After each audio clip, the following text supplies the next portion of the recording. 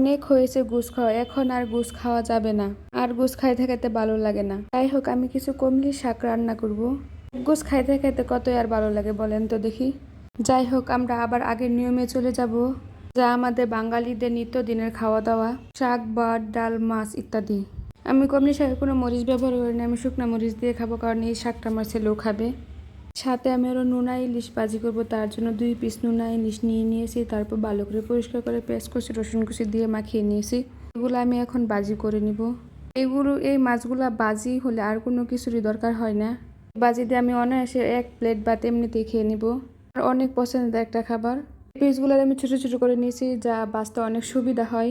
ওকে, এগুলো আমি আমার মতো করে নিয়েছি। মাছগুলো ভেজে তারপর পেঁয়াজ রসুন ভেজে নিব। যাদের কাছে আমার ভিডিওটি ভালো লাগবে তারা অবশ্যই আমার পেজটি ফলো দিয়ে পাশে থাকবেন। লাইক কমেন্টস অবশ্যই করবেন। সকলকে অসংখ্য ধন্যবাদ আমার ভিডিওটি দেখার জন্য। তো দেখেন, আমার মাছ ভাজিগুলো হয়ে গেছে। সামান্য খাওয়া দাওয়া আজকে দুপুরের জন্য রাখলাম। রাত্রে বেঁচে যাওয়া একটু মুরগির গোশত আমি গরম করে নিচ্ছি।